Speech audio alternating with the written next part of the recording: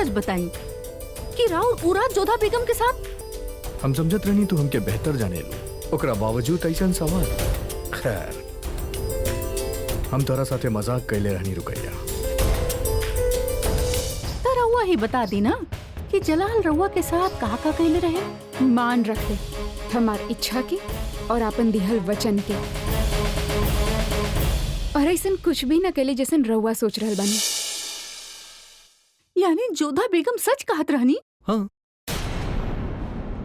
रुकैया तो हमार दोस्त बाड़ू और दोस्ती में इतना मजाक जायज है। दोस्ती दो लोगन में होखेले और हम न चाहब कि हम दोनों के बाबत हमने के केहू तीसरा से खबर मिले। हम ये बर्दाश्त ना करब। गुस्ताखी माफ मलिकाए बेगम, मगर राउर हमाम तैयार बा।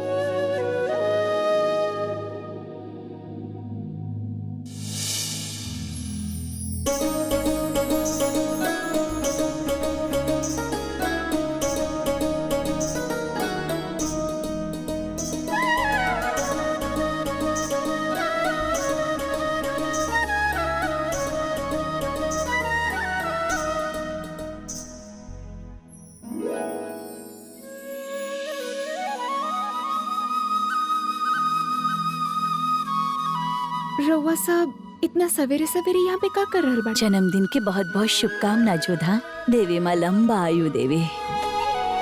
चौथा जीजी, राउर जन्मदिन खातिर हम रउआ खातिर एगो हार बनेले बानी।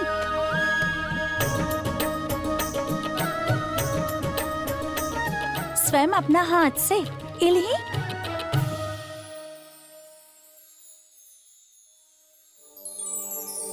और राउर जन्मदिन पे हमरा ओर से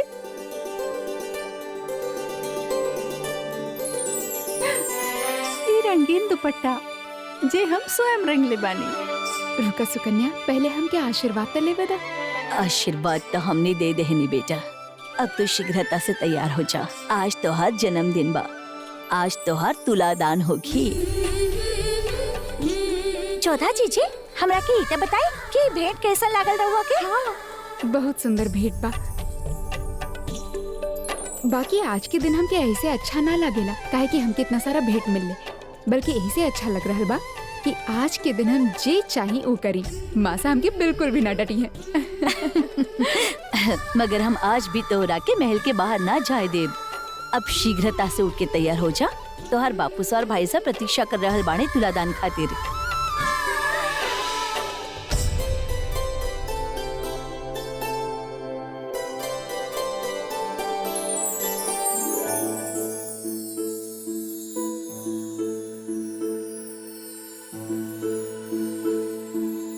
रउआ सब यहाँ पे? सालगिरह मुबारक हो के जोधा बेटा। तोहार चेहरा पे हमेशा मुस्कुराहट रहे। परंतु ये बात रउआ लोग के कैसे ज्ञात भइल? अच्छा मोती, अवश्य तू ही बतैले हुक्बू। देखनी हमके पता रहे, घूम फिर के सारा दोष हमरा पे ही आई। अम्बे माँ के सौगन हम केहू के कुछ ना बताईनी। सच में ये हमने के कुछ न बतैलस। तो फिर के? हमके ताई बात जलाल खुदे बतैलस। शहंशाह? बाकी उनके कैसे ज्ञात भइल? उ शहंशाह बाड़े और बात ये नहीं कि उनके कैसे पता चलल। बात ई बा कि हमनी के वक्त पे पता चल गई, वरना बाद में पता चलत तब बहुत अफसोस होखत हमनी के कि हमनी जोधा बेगम के बधाई न दे सकनी। जोधा बेटा, हम चाहतानी तोहार सालगिरह पूरा धूमधाम से मनावल जाए, ताकि तोहके अपन मायका और ससुराल में कोनो फर्क न दिखे। हमारी कोशिश बा कि तोहके वो तमाम खुशी, वो मोहब्बत वो अपनापन दे सकी जे तोहरा के मायके में मिलत रहे।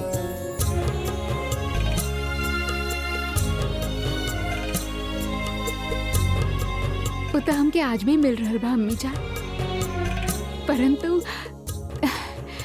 इतना सारा भेंट के का आवश्यकता रहे। अरे भाभी जान, आज तो राउर सालगिरह बा, आज के दिन तो रउआ के और तोहफा मांगे के चाहिए। वैसे हम जानी ले कि हम का तोहफा देनी, बाद में ये जरूर बताइए कि भाईजान का तोहफा दे ले।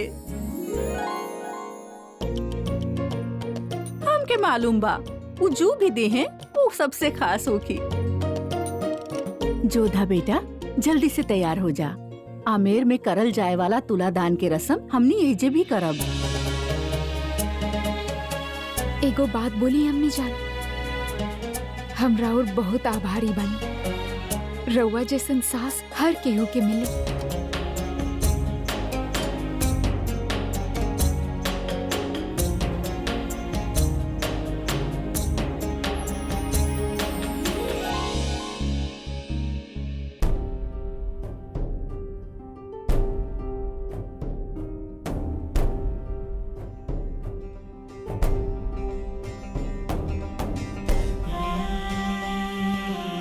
तक लिया।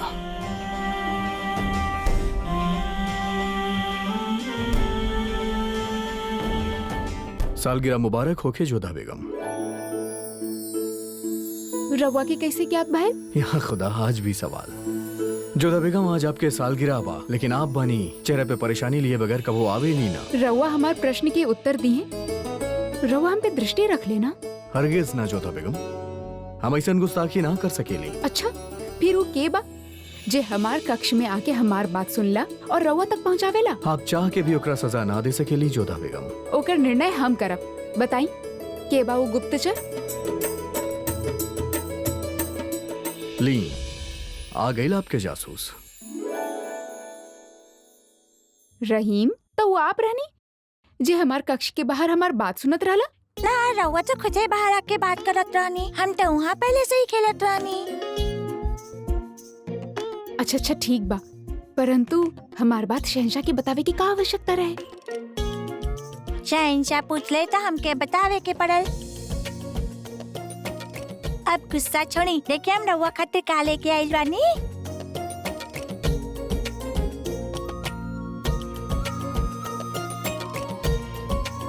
अरे ई का?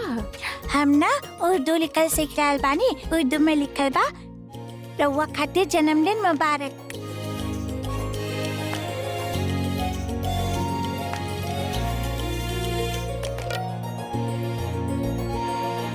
बहुत ही सुंदर बाई, हमार जन्मदिन की सबसे मीठा भेंट बाई। अच्छा, हम घुड़सवारी खातिर जा रहल बानी। खुदा हाफिज।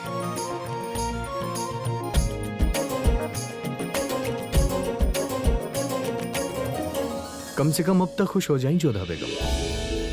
हम उम्मीद करें कि अब आप हमसे नाराज ना हो कब, और उम्मीद करता नहीं कि अम्मी जान के ख्वाहिश पूरा करे में आपके तकलीफ ना हुई। जोधा बेगम, आपके सालगिरह वैसे ही मनाई जाए जैसे आमेर में मनावल जाला। एक खातिर शाम के आपके खातिर जश्न रखल गेल बा। परंतु हम ना चाहत रहने की। जोधा बेगम, कुछ काम किसी और के चाहत खातिर भी करे के पड़ेगा। आप सिर्फ हमार बेगम ही नहीं कि आप अम्मी जान के सबसे चहेता बहू बाड़ी। उनके तो हम भी मना ना कर सकेली। शाम के मिलल जाए। खुदा हाफिज।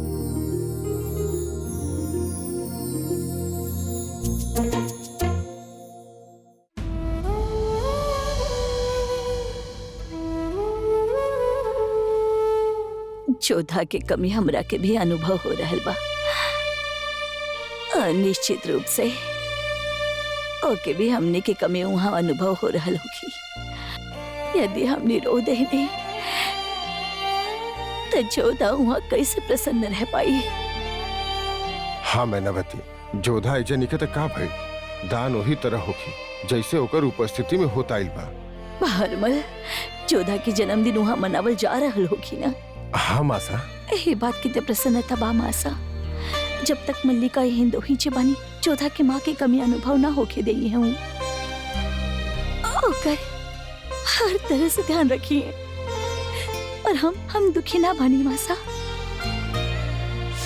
बस जोधा के स्मरण हो गई और आंख भर आइल बस। हमनियों के आज के दिन कुछ भेंट भी तो न दे पा रहल, कुछ न कर पा रहल। रउआ के का लगा तमाशा? जोधा तक भेंट ना पहुंची, हमनी ओजन नहीं खी, बाकी हमनी के प्रेम और हमनी के भेंट जोधा तक अवश्य पहुंची।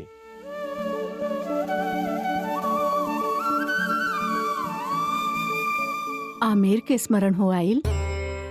हाँ मोती, जे हमार मायके वालन के मन में हमरा खातिर प्रेम बा, ओकर स्मरण हो आए। देखिए हम अभी वही जे ना बनी, पर फिर भी आज हमार माँ सा बापू सा सब मिलके हमार जन्मदिन मनाइए।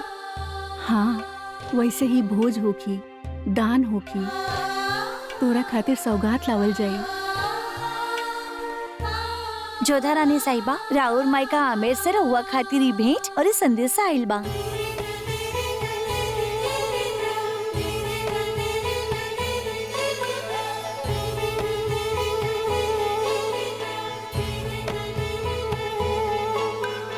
हमनी के लाड़ो जोधा के ओकर जन्मदिन पे मासा और बाबूसा के ढेर सारा बधाई। जोधा बेटा, ई पहला जन्मदिन बा तोहार कि हमने तोरा साथ ना बानी, परंतु साथ हम सदा बानी। काहे कि जोधा आमेर में रहे या आगरा में, ओकर घर ता ओकर माँ बापू सा के हृदय बा। पूरा परिवार के प्रेम भेज रहल बानी। तोके ए बार भी शिवानी अपन हाथ से माला बना के भेजले बिया।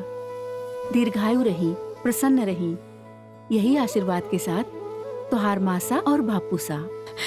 तनी दिखावा।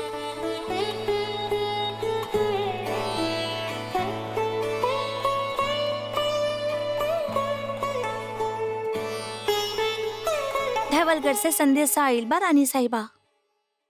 सुकन्या के संदेशा।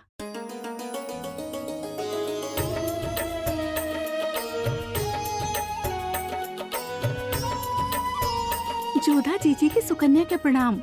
तोके का लागल जीजी? अकेला अकेला जन्मदिन मना ले हब, वो शिवानी के भेंट के साथ।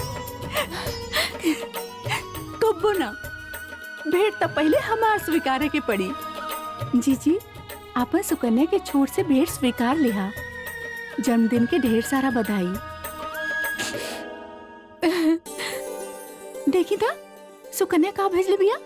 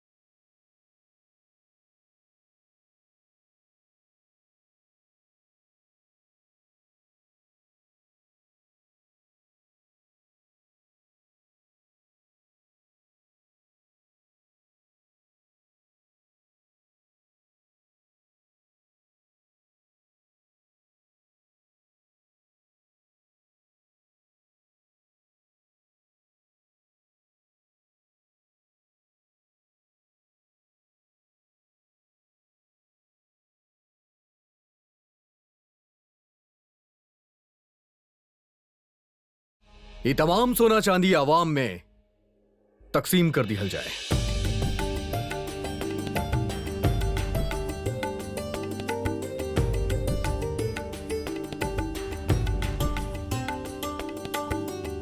अब का काबू जोधा का एमे भी तोके शहंशाह के कोनो टेढ़ा चाल लागता। बाकी एक बात समझ में ना आए, सारा परिवार तोके भेंट देलस, बाकी शहंशाह तोके अब तक कोनो भेंट ना देले। का करे, शायद उनके पता ही ना कि तोरा के का प्रिय बा। बाकी हम जानी ले कि उनकर सोच कहाँ तक सीमित बा। ऐश्वर्य के अतिरिक्त और कुछ ना सोच पाई हैं। सोना चांदी हीरा मणिक एकरा अतिरिक्त उनसे और कुछ मिले कि हमके कोनो आशा नहीं थी।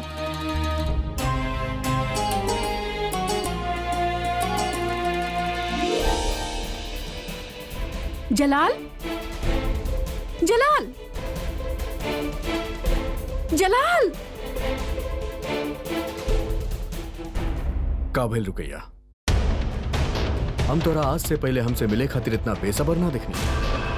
हम दो पल खातिर अपना कमरा में ना मिलनी तो इतना बेकरार हो गई। जब तू अपन हरम के काम में मशरूफ हो खेलू तब भी तो हम भी तोहर इंतजार करेली। वो हमार काम रहे जलाल, हमार फर्ज रहे वो। और अगर हम रउआ के कबो इंतजार करवैनी तो सिर्फ यही खातिर ताकि हम राउर बेगमे खास होके के ओहदा के शान के बरकरार रख सकी। लेकिन आज रउआ, आज का भैल रुकैया, आज रउआ खुद वो ओहदा के नीचा कर देले।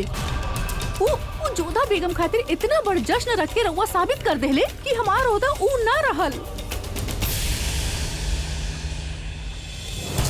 रुकैया ई दूसर बार हमके जलन के बू आवता।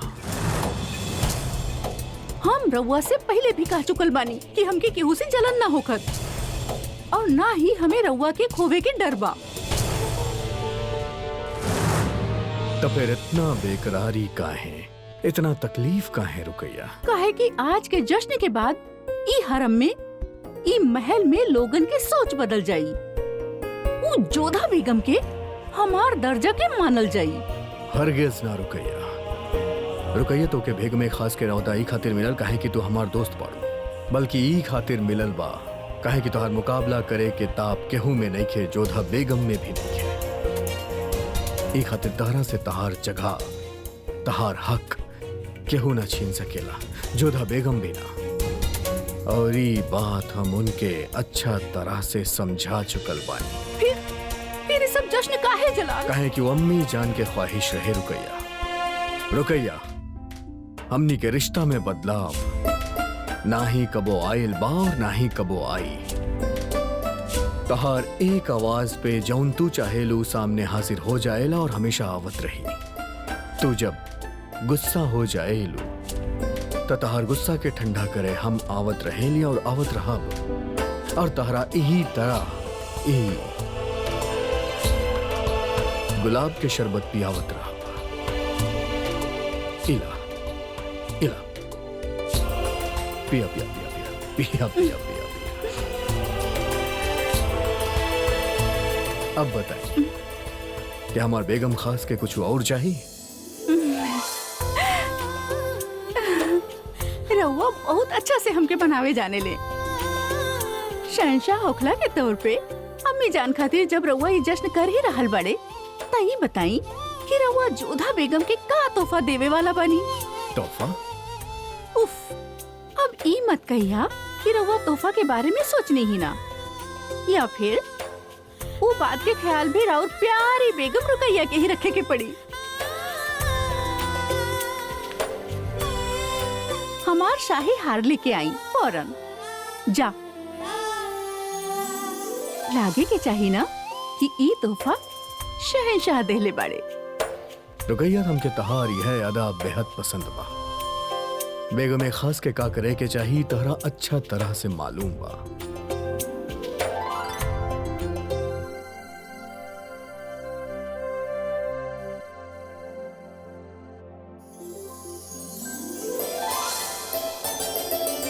ई देखी।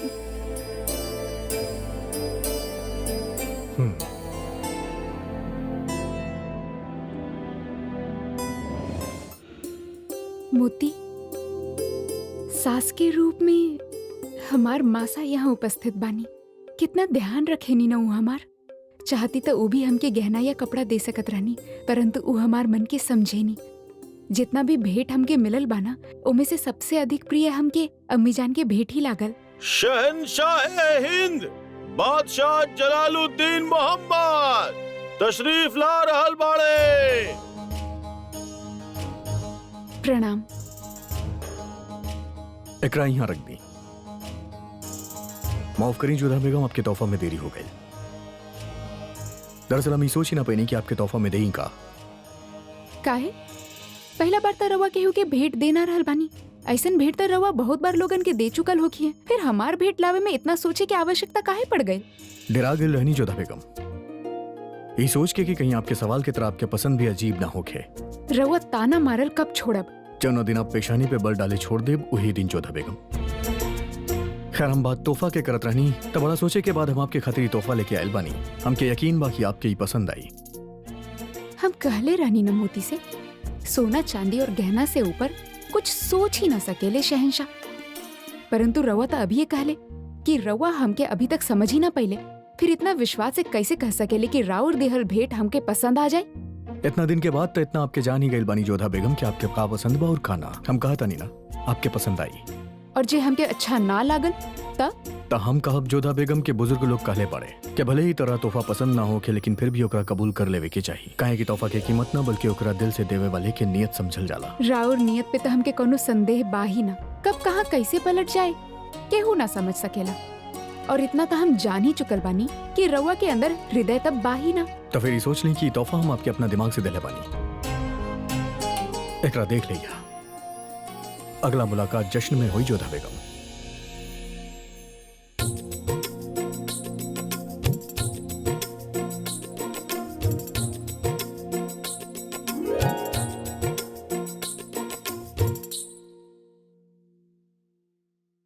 तनी देखी था शहंशाह का देहले। देखे के काबा मोती, डिब्बा से ही पता चल रहल बा कि गला के हार होखी और का।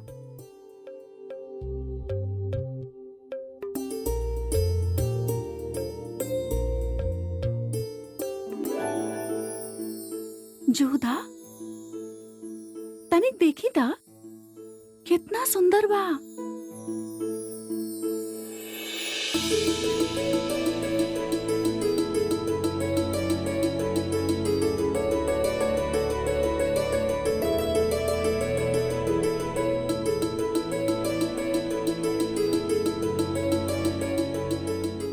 हम सोच भी न सकत रहनी कि शहंशाह अपन मस्तिष्क से हृदय के भी सोच ले वेले। सच में हम कहले रहनी ना टेढ़ा बाड़े, एक बार फिर हमार तर्क के गलत सिद्ध कर देले ऊ। हमके लागत रहे अम्मी जानी हमके सबसे अनमोल भेंट देले बानी, परंतु कान्हा के बांसुरी और मोर पंख से अधिक अनमोल भेंट तो हमरा खातिर संसार में ना हो सकेला। हमार जन्मदिन के ही आज तक के सबसे अनमोल भेंट है मोती। एक अर्थ ही बा जोधा कि शहंशाह तोहार हृदय के बात जान ले।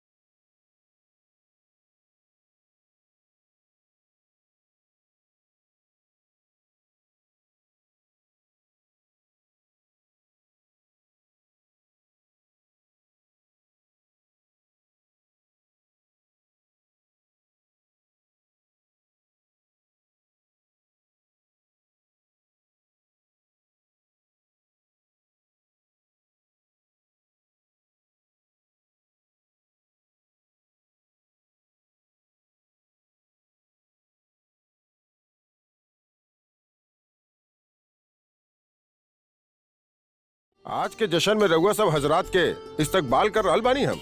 आज जोधा बेगम के सालगिरह बा और ये खुशी के मौका पे हम मुगल सल्तनत के तमाम लोगन की ओर से उनकरा मुबारकबाद दे रहल बानी। जोधा बेगम के पसंद के ख्याल में रख के शहंशाह कुछ फनकार के बुलौले बड़े, जश्न के आगाज होके।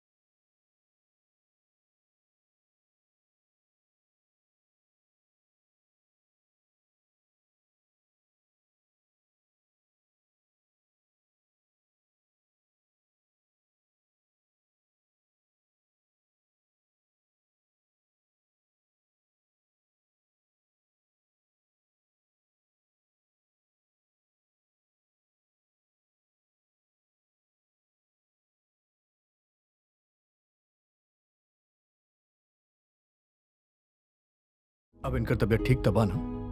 तबीयत तो और खुश हो जाई। शहंशाह और सल्तनत दोनों खातिर खुशखबरी बा। जोधा बेगम माँ बने वाली बिया।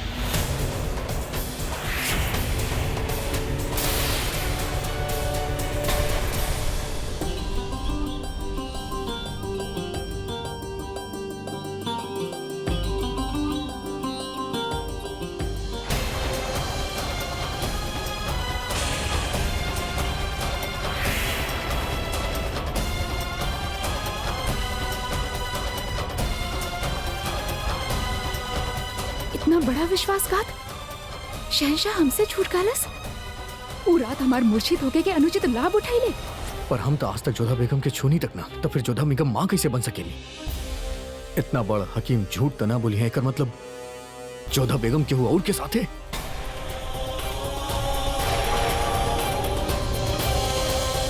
जलाल हमसे झूठ काले कि वो रात उनके और जोधा बेगम के बीच कुछ ना बहल रहे। मुबारक होके, मुबारक होके, मुबारक होके जोधा बेटा।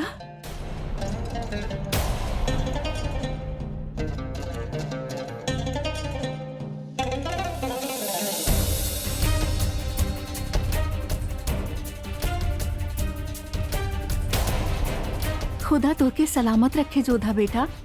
हमने तुहार सालगिरह के तोहफा देत रानी, उल्टा तू हमके दुनिया के सबसे खूबसूरत तोहफा दे देलू। हमके ही ना, पूरा सल्तनत के तू इतना बड़ खुशी दे देलू।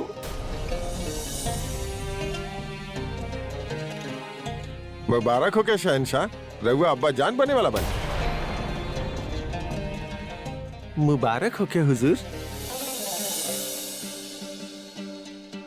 बहुत बहुत मुबारक हो के जलाल बेटा। मुबारक हो जलाल बेटा।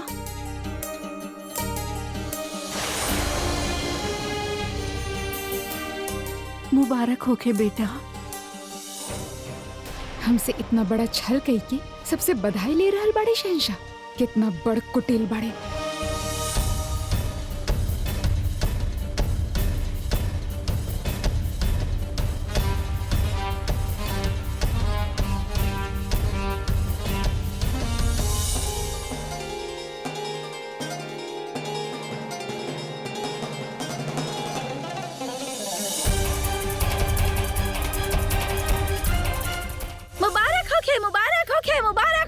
मुबारक होखे। जोधा बेगम माँ बने वाला बानी। मुबारक होखे, मुबारक होखे।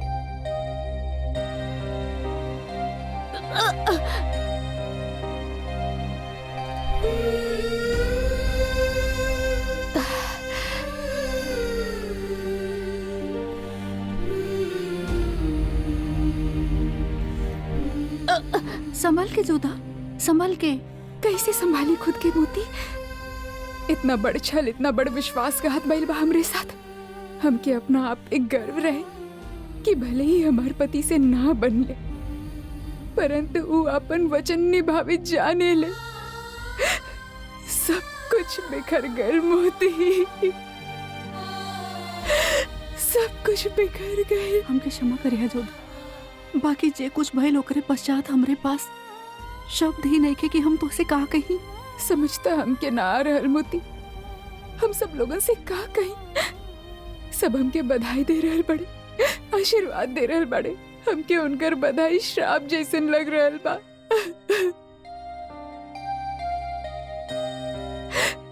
एगो पत्नी अपन पति से अपेक्षा रखेली कि ओकर मान रखे, ओकर लाज रखे, परंतु एगो पत्नी खातिर कितना पीड़ा के बात बा कि ओकर पति ही ओकर मान भंग कर देलस, ओकर लज्जा छीन लेलस। मोती, शहंशाह हमार इच्छा के विरुद्ध हमसे संबंध बनैले।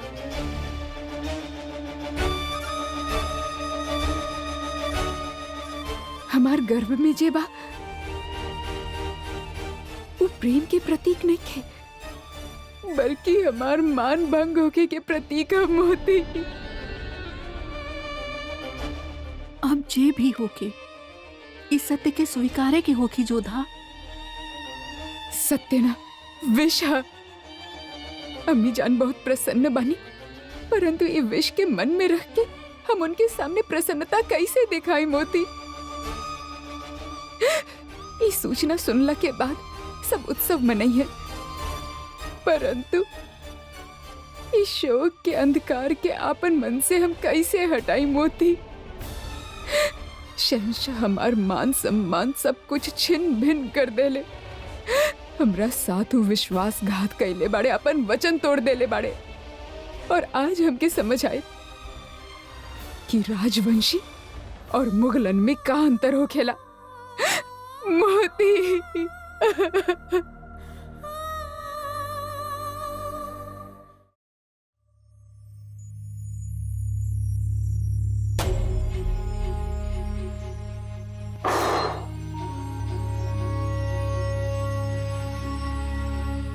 ऐसा कैसे हो सकेला? के बाद जेकरा साथ जोधा बेगम मिलके हमके धोखा देली, हमरा साथ साथ हमार सल्तनत के धोखा देवे के हिमाकत कैली। के बाऊ जेकरा वजह से जोधा बेगम माँ बने वाला पड़ी, के हमार पीठ के पीछे छुरा भोगले बा।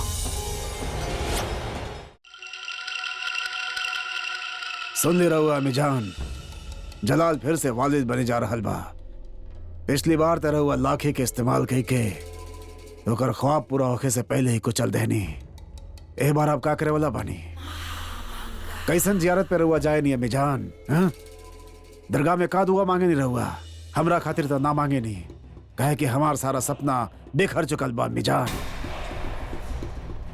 हमके सोचे कि थोड़ा सा वक्त चाहिए, हम जरूर कुछ ना कुछ करब। का करब रहुआ अम्मीजान? रहुआ तो बड़ा रौब से कहत रहनी कि जलाल के दिलचस्पी जोधा बेगम से बहुत जल्दी खत्म हो जाए। वो बहुत जल्द वहाँ जगो खिलौना बन के रह जाए। का भइल अम्मीजान?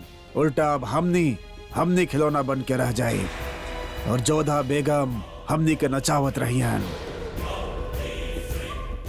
जोधा बेगम जलाल के होखे वाला वारिस के जन्म देवे वाला बाड़ी अम्मीजान।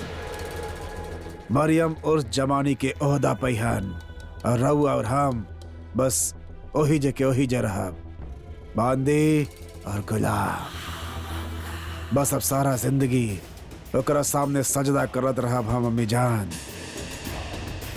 रउआ हमेशा कहत रहनी ना कि अधम जल्दी मत करा, इंतजार करा। का नतीजा मिला अम्मी जान इंतजार के। अब जलाल के औलाद आगरा के तख्त पर बैठे वाली और हमने गुलाम के गुलाम रह जाए।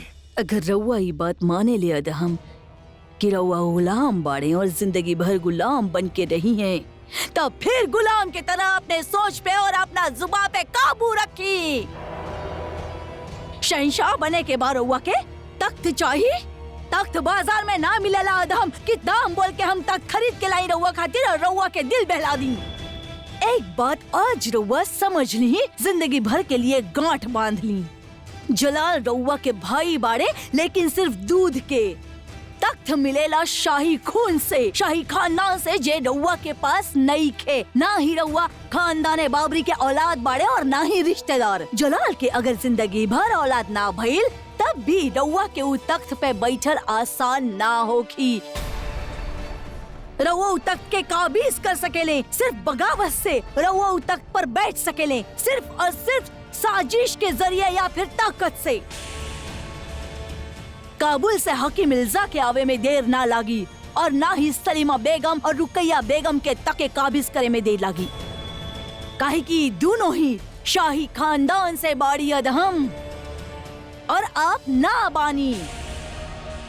यही से रउआ के अपन जज्बात के काबू में रखे के चाहिए। ना ही रउआ के पास जलाल के खिलाफ खड़ा रहे के ताकत बा और ना साजिश करे के सही वक्त बा। यही खातिर रउआ से इल्तिजा कर रहल बानी अदहम, अपन अम्मी के बात सुनी, हमके सोचे दी।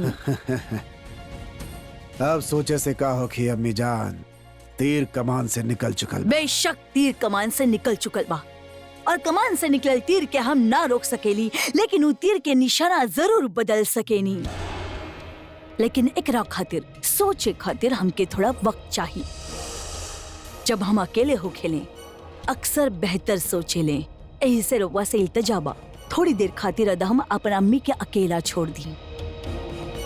सोचिए अम्मी जान, रउआ सोचत रही, हम तो समझ चुकल बानी कि अब हम सारी जिंदगी गुलामी ही करत रहा। रउआ सोचत रही, जे सोच बा उहे पैबा अदहम। रउआ के नसीब में गुलामी ना लिखल बा।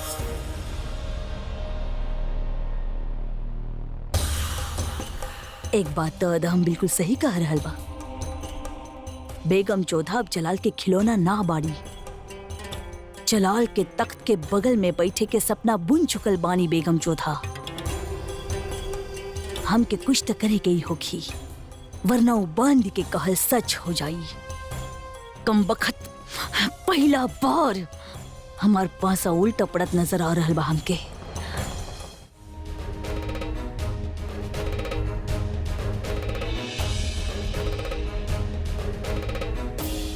नौ रात से पहले कबो हमरा बीच जोधा बेगम से रिश्ता बनल ही नहीं खे, तो फिर के बाऊ धोखेबाज।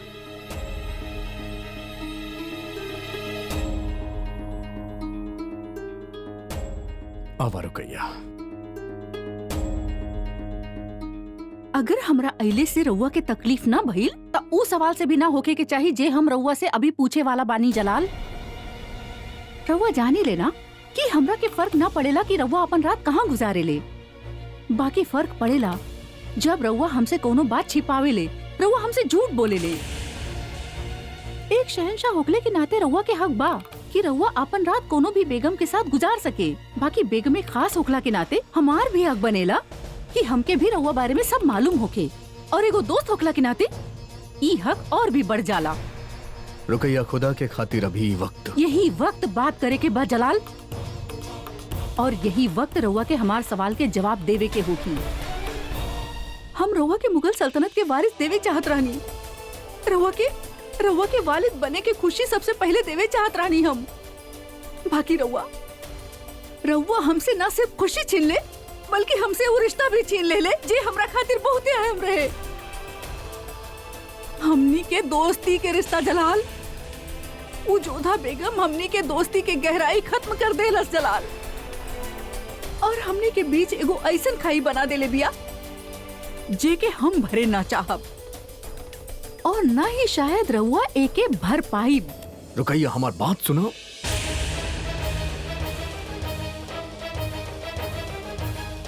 ना सिर्फ हमार भरोसा के मजाक उड़ैले बाड़ी हूँ, बल्कि हमार और रुकैया बेगम के बीच के भरोसा की भी मजाक बना देले बाड़ी। हम आपके कबो माफ ना कर सकेली, ना ही वो गुनाहगार के जे आपके साथ देलस। पर फिर वह सवाल कि आखिर बाके